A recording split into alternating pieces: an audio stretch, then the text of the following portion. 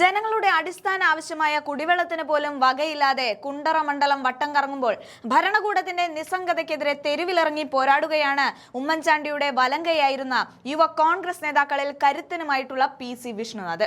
മറ്റേതൊരു പ്രശ്നം പോലെയല്ല ഇത്. മനുഷ്യന്റെ ജീവവായു പോലെ പ്രധാനപ്പെട്ട കുടിവെള്ളത്തിന്റെ കാര്യമാണെന്ന് അദ്ദേഹം സർക്കാരിനെ ഓർമ്മിപ്പിക്കുന്നുണ്ട്. പൈസ കൊടുത്ത് എത്ര ദിവസം ഒരാൾക്ക് വെള്ളം വാങ്ങി കുടിക്കാൻ കഴിയുമെന്ന വിഷ്ണുനാഥിന്റെ ചോദ്യം ഓരോ സാധാരണക്കാരന്റെയും ഉള്ളിൽ നിന്നുള്ളതാണ്. മണ്ഡലത്തിലെ രൂക്ഷമായ ജലക്ഷാമത്തിന് പരിഹാരം കാണാത്ത അധികൃതരുടെ നിലപാടിൽ പ്രതിഷേധിച്ച് കുത്തിയിരുന്ന് പ്രതിഷേധിക്കുന്ന എം.എൽ.എയുടെ ദൃശ്യങ്ങൾ ഇപ്പോൾ കേരളത്തിന്റെ ശ്രദ്ധ പിടിച്ചുപറ്റുകയാണ്. വർഷങ്ങളായി തുടരുന്ന കുടിവെള്ള പദ്ധതികൾ പാതി വഴിയിൽ നിലച്ചതും നിലവിലുള്ള സംവിധാനങ്ങളിൽ തകരാറിലായതും ജനങ്ങളെ ദുരിതത്തിലാഴ്ത്തിയിരിക്കുകയാണ്.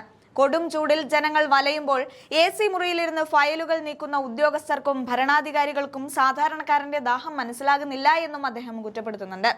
ഇത് വെറുമൊരു രാഷ്ട്രീയ പ്രതിഷേധമല്ല, മറിച്ച് തന്റെ മണ്ഡലത്തിലെ ജനങ്ങളുടെ നിലനിൽപ്പിന് വേണ്ടിയുള്ള പോരാട്ടമാണ് എന്നും അദ്ദേഹം ഓരോ വാക്കിലും അടിവരയിടുന്നുണ്ട്.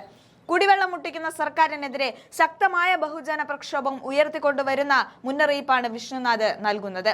അധികാരികൾ കണ്ണു തുറക്കുന്നതുവരെ ഈ പോരാട്ടം തുടരുമെന്നും ജനങ്ങളുടെ ദാഹം അകറ്റാൻ കോൺഗ്രസ് ഏതറ്റം വരെയും പോകുമെന്നും അദ്ദേഹം പ്രഖ്യാപിക്കുന്നുണ്ട്. കുണ്ടറയിലെ ഈ പ്രതിഷേധം വരും ദിവസങ്ങളിൽ സംസ്ഥാന വ്യാപകമായി സർക്കാരിനെതിരെയുള്ള വലിയൊരു ആയുധമായി മാറുമെന്നതിൽ തർക്കമില്ല.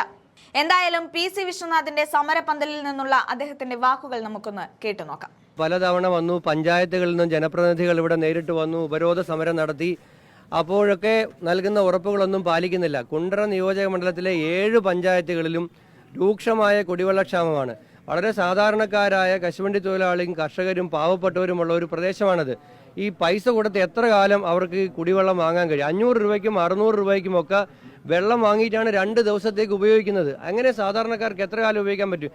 ഈ ജീവൻ പദ്ധതിയുടെ ജലജീവൻ മിഷൻ നാടൊട്ടുക്ക് ടാപ്പ് സ്ഥാപിച്ചു, പക്ഷേ വെള്ളമില്ല.